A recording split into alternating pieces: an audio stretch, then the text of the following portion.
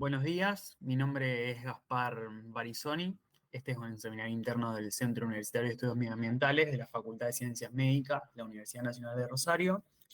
El seminario de hoy lo titulé como Determinación de cromo en agua y puesta a punto de la técnica, que bueno, con mi compañera Ana Gione llevamos a cabo esta determinación en el laboratorio. Bueno, los temas que vamos a tratar en el seminario son una breve introducción sobre el cromo, los efectos que tiene el consumo de cromo sobre la salud, la determinación del cromo en agua y cuáles son los datos y los resultados que obtuvimos hasta el día de la fecha. Bueno, para empezar vamos a hacer una introducción sobre el cromo. El cromo tiene un símbolo químico que es el Cr, como vemos en la pantalla. Su número atómico es el número 24. Es un metal que es de color blanco, plateado, brillante y duro, que es resistente a la corrosión, que justamente le da el color cromado a los distintos metales y que se encuentra en distintos estados de la oxidación. Se encuentra el cromo divalente, el trivalente y el hexavalente, que tienen distintos orígenes y diferentes propiedades. Dentro de lo que es el cromo trivalente, es el cromo que encontramos en la naturaleza, que se encuentra en rocas, en plantas y en suelos, y que es un nutriente esencial que debe ser ingerido con la dieta. En cambio, el cromo hexavalente es casi exclusivamente artificial, no lo encontramos en la naturaleza. Procede de la actividad humana a través de los procesos industriales que emiten al aire, el agua y el suelo el cromo hexavalente. De hecho, la eliminación incorrecta de estos compuestos al ambiente termina contaminando a las aguas y es el lugar donde nosotros la determinamos. Y este cromo hexavalente, a diferencia del trivalente, es cancerígeno. El cromo tiene varias aplicaciones por las propiedades que posee, como la dureza, la resistencia a la tensión, y por eso la podemos encontrar en diferentes aplicaciones. Dentro de ellas la podemos encontrar dentro de los pigmentos textiles, la manipulación del cuero, el recubrimiento metálico como el galvanizado, como agentes anticorrosivos, también en pesticidas como el trióxido de cromo, y en las aleaciones.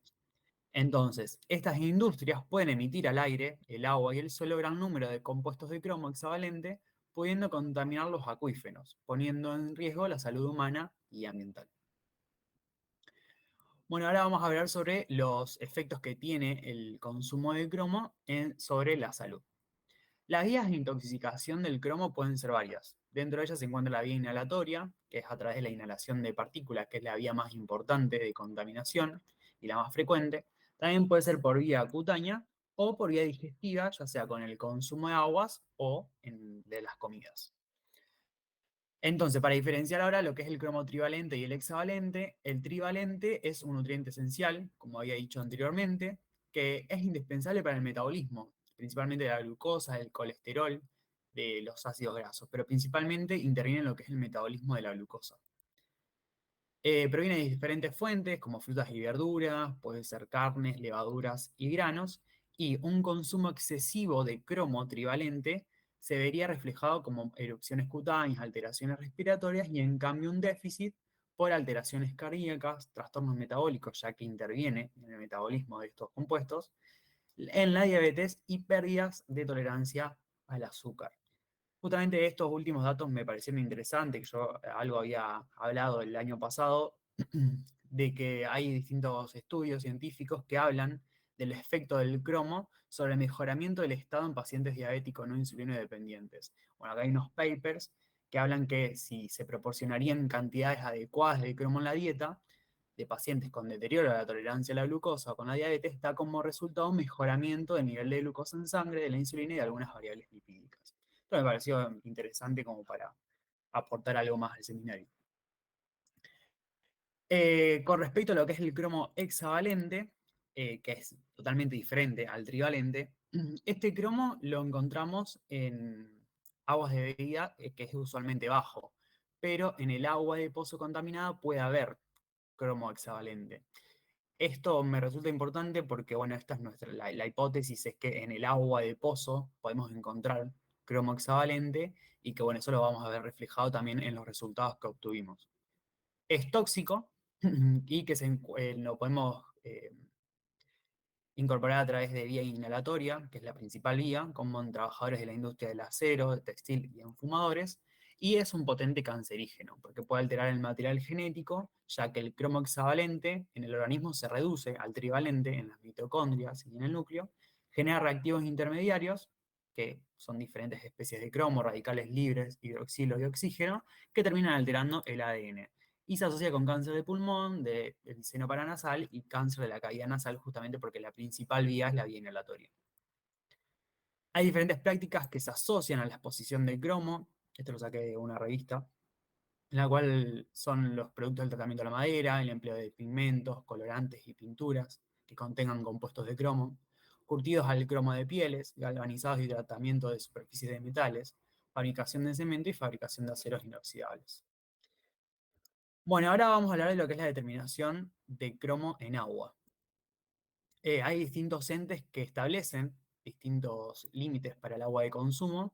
Dentro de ellos encontramos la ley 11.220, que rige en la provincia de Santa Fe, que establece un límite obligatorio de cromo total de 50 microgramos por litro, lo que equivale a 0,05 partes por millón. La OMS, por su parte, también establece los mismos límites de 50 microgramos por litro, y el Código Alimentario Argentino establece unos límites similares, pero dice que el límite obligatorio es de cromo hexavalente. Acá es cromo total, que incluiría el trivalente y el hexavalente, y este es solamente el cromo hexavalente de 50 microgramos por litro. Nosotros el que usamos de referencia en la técnica de laboratorio son la de la ley 11.220 y de la OMS. Ahora, nosotros utilizamos el Standard Method para obtener la información de cómo realizar la determinación de cromo. Entonces, ¿qué nos decía esta teoría? Es que era una técnica espectrofotométrica, que es la que utilizamos, y que va a utilizar diferentes reactivos. Dentro de ellos, una solución estándar de cromo de 500 microgramos por litro de cromo, la difenilcarbacidad y el ácido sulfúrico 0,2 normal. Estos reactivos se utilizan y con distintas utilidades. Lo que es la solución de cromo la utilizamos para realizar nuestros testigos para la curva de calibración. La difenilcarbacidad es un colorante que reacciona con el cromo y permite determinarlo colorimétricamente, que es de un color rosa fucsia, y que lo debemos preparar en cada determinación porque es inestable, no la podemos dejar de esta semana para la semana siguiente. Y el ácido sulfúrico lo utilizamos para reducir el cromo trivalente a cromo hexavalente y así poder determinar el cromo total. Bueno, ¿cuáles son los materiales que utilizamos para la medición? Usamos una gradilla con tubos CAN, micropipetas con sus respectivos tips, el agua destilada, las muestras que vamos a medir, la preparación de la difenilcarbacidad que la tenemos que hacer previo a la determinación, y el kit de cromo, que lo tenemos en la heladera, que lo debemos retirar, y allí encontramos el ácido sulfúrico, 0,2 normal, los testigos, el QC de 0,08 partes por millón y el estándar para el análisis de recuperación. Como ven, esto lo puse en un color diferente porque son, a diferencia de la técnica del año pasado, hicimos mucho hincapié en modificar y a introducir estos nuevos estándares. Hicimos variaciones en los testigos, introducimos un QC, un control de calidad que el año pasado no teníamos, y también agregamos el análisis de recuperación.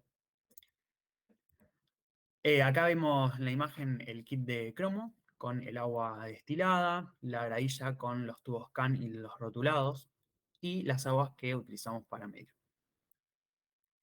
Bueno, algo de lo que decía anteriormente con el tema de los testigos y la curva de calibración es que la tuvimos que modificar en el transcurso de la determinación. El año pasado teníamos diferentes testigos y una diferente curva de calibración que vimos que no era la más adecuada y por lo tanto la modificamos y hoy en día tenemos otra curva. Me pareció interesante exponerlo acá por las implicancias de estadística que obtuvimos. El año pasado teníamos esta curva con un blanco, un testigo 1, un testigo 2 y un testigo 3. El blanco era de 0 partes por millón, el testigo 1 de 0,05 partes por millón, que vendría a marcar el límite de cromo permitido, un testigo 2 con 0,122 y un testigo 3 de 0,244. Obtuvimos la transmitancia al medirlo en el espectrofotómetro y obtuvimos este gráfico. Como ven, esta es del año pasado, en diciembre del 2022. En este gráfico graficamos la absorbancia en función de las partes por millón de cromo. En la línea punteada roja, el límite obligatorio, de 0,05 partes por millón, y vemos que están los puntos marcados de cada determinación. Vemos que las muestras que nosotros medíamos se encontraban en este rango de medición. Y vemos que tiene una pendiente relativamente buena de 0,6, o sea, una buena pendiente, con un R cuadrado de 0,95, o sea, que tampoco estaría mal, pero vemos que como los valores que nosotros tenemos que determinar se encontraban en este rango, estos valores nos estaban sobreestimando los valores que nosotros deberíamos medir. Y ni siquiera la pendiente pasaba por el punto que nosotros tenemos que determinar para decir si tiene o no cromo en límites permitidos. Entonces, lo que hicimos fue una modificación este año de la curva y utilizamos el blanco de 0 y el testigo 1 de 0,05 partes por millón, también que nos marca el límite, y modificamos el testigo 2 y el testigo 3. El testigo 2 de 0,1 parte por millón y el testigo 3 de 0,15 partes por millón. Cuando lo graficamos, Atlantis nos emite una gráfica similar a esta, donde también graficamos la absorbancia en función de las partes por millón y vemos que tenemos un mejor ajuste. O sea que tenemos una pendiente mucho menor, sí, 6 veces menores de 0,1, con un R cuadrado de 0,97, podemos mejorar el R cuadrado, pero vemos que los valores que nosotros medimos se encuentran alrededor entre 0 y 0,05 y que se ajusta mejor a la técnica que nosotros venimos realizando, porque los valores de modificación de cromo son mínimos, son ínfimos y por lo tanto vimos que esta curva se acoplaba mejor a la determinación del mismo. Acá lo que grafiqué fueron las dos curvas para tener una comparación, donde vemos en azul la que realizamos el año pasado, que tiene mejor pendiente, es mucho mayor la pendiente, pero que si nosotros nos dejaríamos llevar porque tiene una buena pendiente, porque tiene un buen R cuadrado, pero no lo asimilamos a la técnica que nosotros necesitamos, nos podríamos cometer un grave error. Entonces decidimos cambiar la curva y obtuvimos esta pendiente con este R cuadrado de 0,97. Bueno, esta es una curva que nos obtuvo Atlantis, que es muy similar a la anterior. Y ahora sí, ¿cómo es la técnica actual que nosotros llevamos a cabo? Preparamos las muestras y la curva. Esto lo hice en modo gráfico para que no sea tan tedioso, pero bueno, en los tubos CAM colocábamos 2 mililitros del testigo 1, 2 y 3, que se encontraban en el kit de cromo. Luego agregamos 2 mililitros de agua destilada para preparar el blanco. Agregamos 2 mililitros en otro tubo CAM para preparar el QC, que también se encuentra en el kit de cromo. Y obtuvimos las partes por millón. De blanco de 0, el testigo 1 de 0,05, el testigo 2 de 0,1 y el testigo 3 de 0,15. Y el QC de 0,08, o sea que se encuentra entre el testigo 1 y el testigo 2 en concentración. También hacíamos la solución de recuperación, donde agregábamos 100 microlitros de la solución de cromo de 2 partes por millón, y a las muestras de adición y de recuperación le colocábamos 1,9 mililitros de la muestra que determinábamos. Y agregamos 2 mililitros de muestra en los tubos para determinar las muestras que íbamos a medir. Después de preparar todo esto, agregamos 200 microlitros de ácido sulfúrico y 20 microlitros de difenilcarbazida, que es el colorante. Y bueno, después teníamos que esperar 15 minutos para que se homogeneicen las muestras. Preparamos el espectrofotómetro a 535 nanómetros de longitud de onda. Lo pasamos por el Vortex antes de la medición. Medíamos las muestras, anotamos los valores en el cuaderno y luego cargamos los datos en Atlantis 3.0. Bueno, esta es una imagen de la curva de calibración. Acá tenemos blanco, testigo 1, testigo 2, testigo 3. Se puede ver una leve coloración que lo da la difenilcarbazida. Y acá con las muestras a medir. Bueno, y ahora los datos que obtuvimos y los resultados hasta el día de la fecha. Tenemos 128 muestras medidas. El año pasado, cuando yo puse el seminario, había 12 muestras solamente medidas. Así que bueno, ahora tenemos más datos para variables estadísticos. Vemos en este box plot de cajas y bigotes que más del 75% de las muestras se encuentran por debajo del límite obligatorio de 0,05, que lo refleja la línea punteada roja. En este histograma vemos que la mayoría de las muestras se encuentran por debajo de 0,05 partes por millón, principalmente de cero, más de 60 muestras tienen cero de cromo. Y en este gráfico de dispersión vemos que la mayoría de las muestras también se encuentran por debajo del límite obligatorio de 0,05. Vimos que 6 muestras fueron las que excedieron el límite de 0,05, que justamente provenían de aguas de pozo, que es lo que decía la teoría, la hipótesis de que el cromo hexavalente se encuentra principalmente en aguas de pozo. Y algo que veíamos con Maela cuando retirábamos los gráficos es que provienen de localidades de Casilda, de Zavalla, de Roldán, de Rosario, quizás algo para seguir estudiando, pero también correlacionarlo con la técnica, porque si bien esta agua nos informa que tiene cromo, el límite es 0,05, o sea, está muy al borde y la técnica no es tan sensible como para decir si tiene o no cromo. O sea, habría que seguir estudiando y ver cómo proceder con estas muestras que tienen cromo, porque son valores relativamente pequeños, si bien acá tenemos una de 0,07, casi 0,8. Bueno, estos son los gráficos que nos arroja Atlantis. Este es el QC que preparamos. Al principio teníamos un QC con un valor nominal de 0,05, que estaba en el límite, que vemos que estos valores no eran representativos porque también utilizamos la otra curva. Y cuando cambiamos la curva, también cambiamos el QC a 0,08 partes por millón y vemos que el valor nominal se encuentra acá, 0,08. Y los valores de QC oscilan alrededor del valor nominal, por lo tanto no hay una tendencia que esté sobreestimando o no la muestra.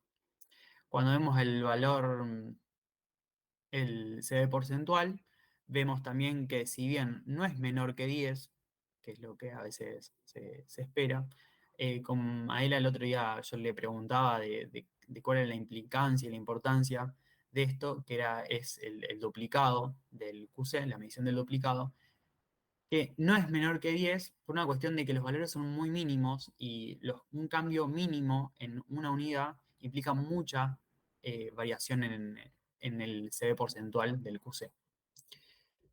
Bueno, vemos que la pendiente también, al principio cuando teníamos la primer curva, teníamos una mejor pendiente, una pendiente mayor, pero vemos que ahora tenemos una pendiente menor, pero que se relaciona y se correlaciona con lo que nosotros estamos buscando, que es que se ajuste mejor a nuestra técnica. También el R cuadrado vemos que es mayor que 0,09 por lo general, estas últimas ha sido cercano a 0,98. Y el análisis de recuperación recién lo estamos comenzando a realizar, tenemos que trabajar en poder mejorar estos resultados porque no están cercanos al 100, así que tenemos que mejorar el análisis de recuperación y en lo que vamos a estar trabajando próximamente. Bueno, muchas gracias.